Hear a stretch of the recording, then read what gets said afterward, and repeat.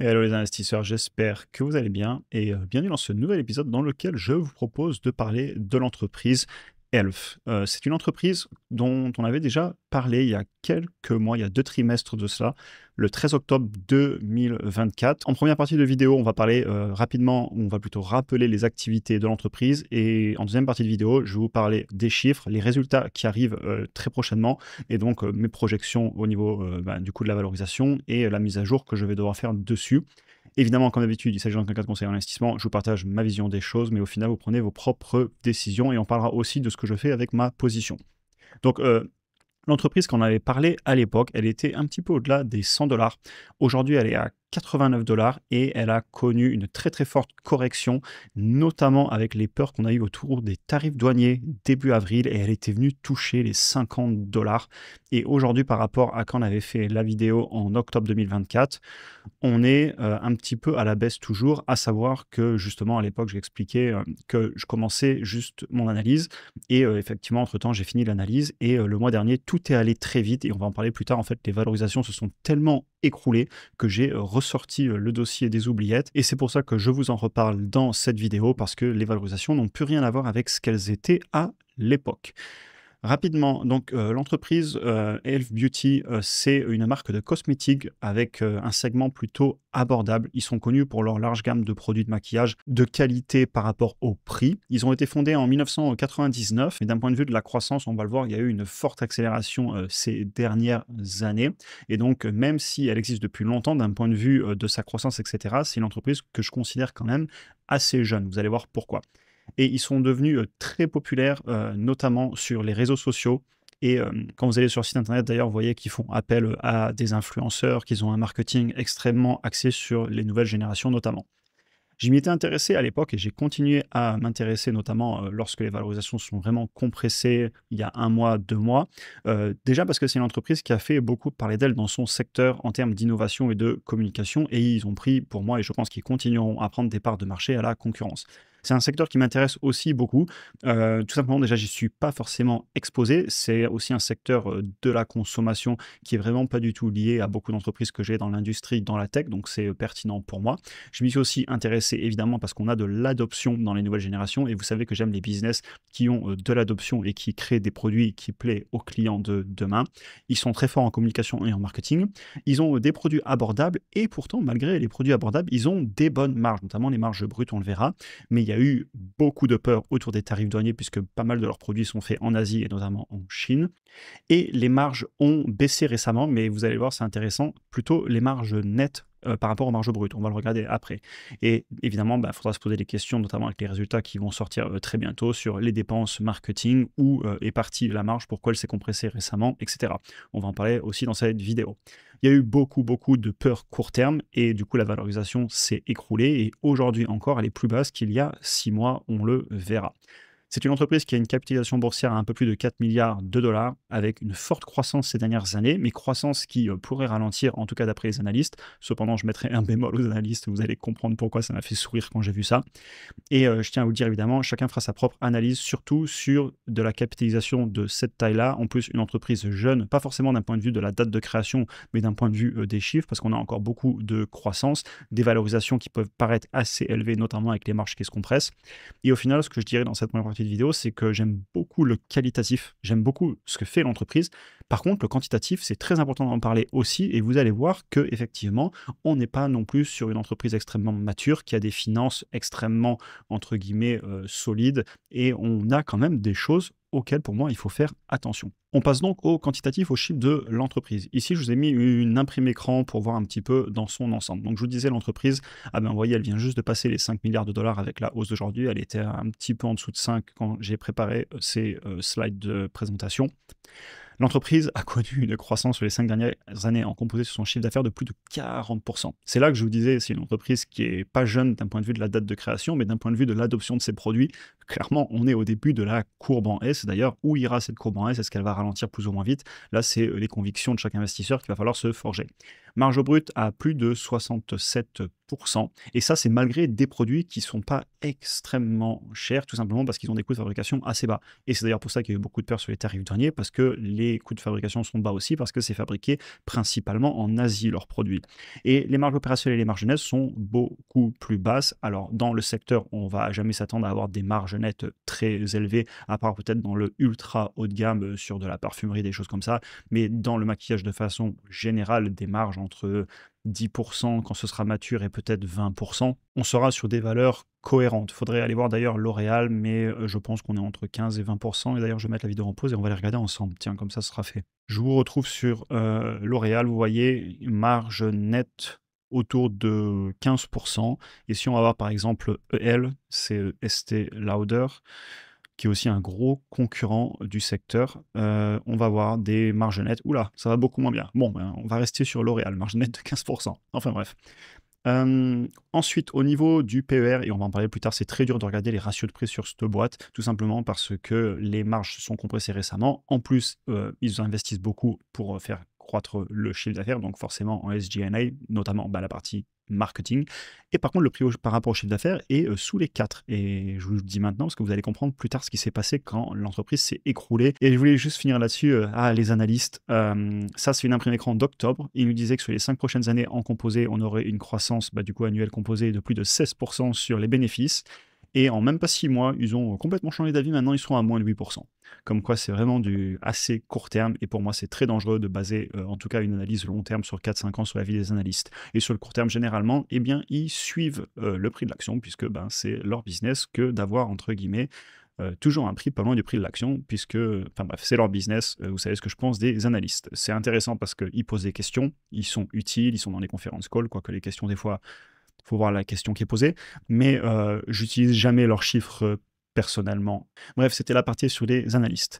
Donc, je vous montrais ici en haut à gauche, vous avez les marges brutes qui tiennent depuis pas mal de trimestres et les marges SG&A aussi. Donc, ça va inclure les dépenses, notamment le marketing avec le S de selling. Par contre, vous voyez, en opérationnel, en net et en flux de trésor, on a les marges qui se sont compressées. Et c'est pour ça que les ratios de prix sur la page que je vous montrais avant se sont clairement appréciés aussi du coup. Ensuite, au niveau de mes projections et de la croissance du chiffre d'affaires, déjà, vous voyez la croissance absolument phénoménale qu'on a eue depuis 2020.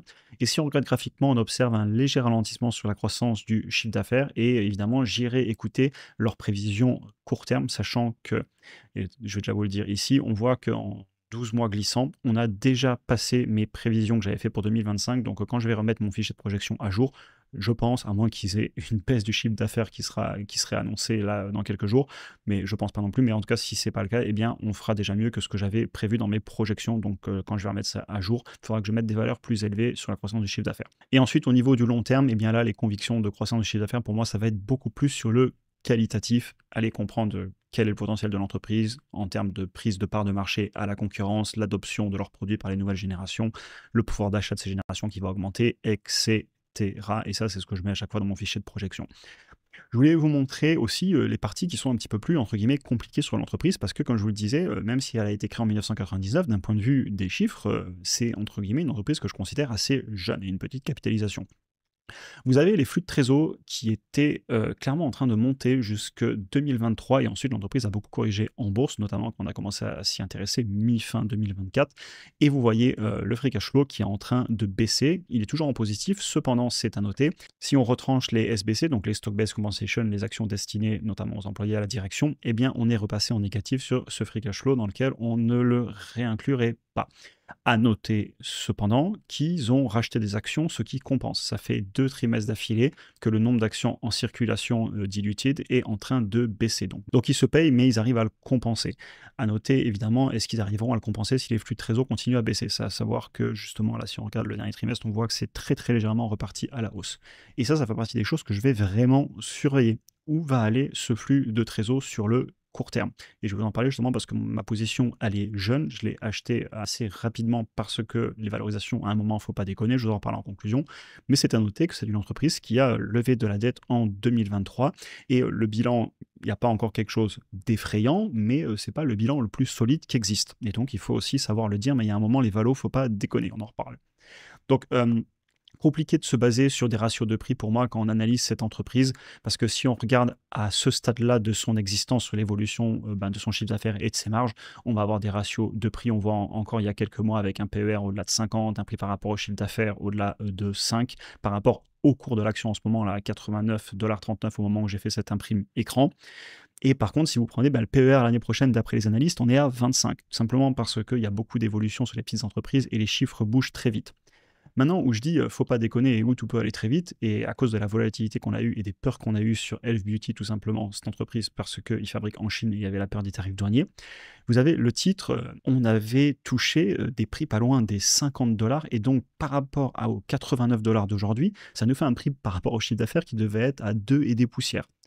Pour la croissance et les marges potentielles et les marges brutes, et donc la capacité à fixer les prix, il y a un moment quand même, c'est des valorisations qui, sur le très court terme, sur une peur extrême, ne faisaient plus beaucoup de sens pour moi. Mais évidemment, ce n'est pas assez que de regarder des ratios. Vous savez que j'ai toujours défendu ça sur la chaîne, et c'est aussi tout ce que je partage dans le programme. D'ailleurs, du coup, petit instant publicité. J'aime bien faire des projections, regarder où on sera dans quelques années et réactualiser dans le présent pour connaître un prix à payer, pour rester rationnel, parce que aussi beau que soit le business, il y a un moment, il faut rester rationnel. Et pour ceux qui veulent nous rejoindre, d'ailleurs, premier lien en description pour avoir accès à tous les modules de formation, aux vidéos que je fais chaque semaine sur ma vision des choses en ce moment, les analyses, mon portefeuille, mes prix, mes fichiers de suivi, etc. Petit instant publicité, tout simplement parce que c'est aussi grâce à tous ceux qui nous rejoignent que je peux continuer à partager tous mes achats et mon parcours sur YouTube, et je vous remercie énormément pour ça. On continue sur la vidéo. Donc, pour arriver à la conclusion et aussi à la position que j'ai ouverte très très rapidement il y a quelques semaines, et c'est pour ça que je vous en parle du coup, vu que j'ai ouvert la position comme je le fais à chaque fois. Je vais devoir très rapidement remettre mes chiffres à jour. Les résultats vont sortir. Donc là, je pense que dans le week-end, je vais prendre le temps de remettre mon dossier à jour. Déjà parce que le chiffre d'affaires sur 2025, on se doute, vu qu'en 4 trimestres glissants, mais en regardant que les 3 derniers plus celui de l'année d'avant, on a déjà battu ce que j'avais prévu. Donc mes chiffres étaient peut-être conservateurs sur le court terme. Par contre, sur le long terme, il faut aussi que j'aille voir un petit peu les prévisions, écouter ce que j'entends de l'earning call. Tout simplement parce que actuellement, j'ai une position que je considérerais assez petite. Par contre, j'ai le droit, je contrôle une centaine d'actions à 95 $ pièce avec une option d'achat au 15 janvier 2027. Et la grande question que je me poserai, et on va en conclure un petit peu là-dessus en vidéo, c'est est-ce que j'exercerai ou pas. Ça va dépendre évidemment aussi de la mise à jour de mes chiffres. Bref, je me perds dans mes pensées. Revenons à ma conclusion. Comme d'habitude, en fait, ce que je fais, c'est que je prépare les résultats pour savoir ce que je veux écouter. Et notamment, ce que je vais écouter, et aussi d'ailleurs, votre avis m'intéresse par rapport à cette entreprise, ce que vous en pensez, etc. J'avais fait une analyse il y a plus de 6 mois, je sais que vous avez regardé la vidéo, mais voilà, j'en reparle aujourd'hui, c'est pour ça que je tenais à vous représenter tout le business, et j'aimerais aussi avoir votre avis. Si vous en avez un, n'hésitez pas à le partager en commentaire. Bref, qu'est-ce que je vais surveiller? Les marges nettes, est-ce qu'elles compressent? Pourquoi elles compressent? Est-ce qu'elles vont continuer à compresser d'après la direction? Les dépenses marketing, etc. Je vais écouter les questions posées et ce qu'ils nous disent dans l'earning call. Pareil, je vais regarder beaucoup l'expansion internationale. C'est quelque chose d'important pour moi, pour cette entreprise. On va voir s'ils parlent de demande, des prévisions de vente, et évidemment, je vais mettre à jour mes chiffres. On voit qu'actuellement, on serait toujours sur un prix à payer qui m'intéresserait, donc j'ai aucune raison de vendre à 89 $. Par contre, si ce prix à payer vient à baisser fortement, si je vois des choses qui ne me plaisent pas et que d'un coup, je suis plus prêt à la payer que, je sais pas, 90 ou 80 $ si le business se détériore, ça je le saurai qu'avec les résultats. C'est pour ça que je fais un suivi dans le temps d'ailleurs de mes résultats, parce que on peut avoir tort, mais si on a tort, eh bien au moins on le repère parce qu'on a noté ce qu'on pensait avant et on voit ce chiffre évoluer. Et d'ailleurs à chaque fois je crée un nouveau fichier, je garde les anciens, ce qui me permet de faire un suivi dans le temps. Et c'est en faisant cette évolution dans le temps que je vais pouvoir répondre à la question, est-ce que notamment j'exerce ce call pour venir contrôler plus d'une centaine d'actions, ou est-ce que je revends mon call pour prendre ma plus-value? Ça va dépendre de l'évolution du business, mais à un moment, comme je vous le disais, la valorisation elle a son importance, et quand on était vu toucher les 50 $, tout est allé très vite, mais il ne faut pas déconner, un prix par rapport au chiffre d'affaires aussi bas d'après mon analyse, il y a un moment, je passe à l'action. Cependant, et comme je vous le montrais, c'est une entreprise qui est jeune, on a du stock-based compensation, donc des distributions en actions, on a des risques liés au lieu de production en Asie, même si on sait qu'ils essaient de diversifier. On a aussi le fait qu'aujourd'hui, une grosse base de la clientèle est aux États-Unis. Pareil, ils essaient de s'étendre à l'international. Enfin bref, un business jeune. Et c'est pour ça que quand je fais des vidéos sur les entreprises qui sont assez jeunes, avec beaucoup plus de volatilité, de toute façon, le graphique parle pour lui-même, il y a de la volatilité, je suis toujours obligé de mettre une petite sonnette d'alarme à dire attention, chacun fera son analyse, parce que il y a beaucoup de volatilité et il faut être capable de l'encaisser et avoir fait son analyse pour savoir pourquoi on est rentré. Parce que quand vous passez de 100 à 50 et à 90 en même pas un an, eh ben, il faut savoir pourquoi on a acheté l'entreprise, avoir fait son analyse, et pour moi, il faut avoir tout noté, sinon on peut faire des bêtises et le regretter plus tard. Enfin bref, je vous tiendrai au courant, évidemment, dans tous les cas. J'espère que la vidéo vous aura intéressé. Comme je vous le disais, n'hésitez pas aussi à me partager votre avis en commentaire, notamment aussi peut-être que vous avez acheté sur Avril. J'avais fait pas mal d'achats et j'avais fait une vidéo justement sur tous les dossiers que je surveillais. Et c'est aussi pour ça que je défends toute ma stratégie que de savoir ce qu'on veut à quel prix, parce que quand tout va très vite, vous vous retrouvez à faire 5, 6, 7, gérer jusqu'à peut-être, je sais pas, entre 5 et 10 lignes sur lesquelles on place des achats de partout, parce que ça peut aller très vite quand la volatilité est là, et si on n'a pas fait le travail en amont, on peut être complètement perdu. Donc voilà, j'espère que la vidéo vous aura intéressé. En tout cas, je vous souhaite une excellente journée et à très bientôt pour un prochain épisode.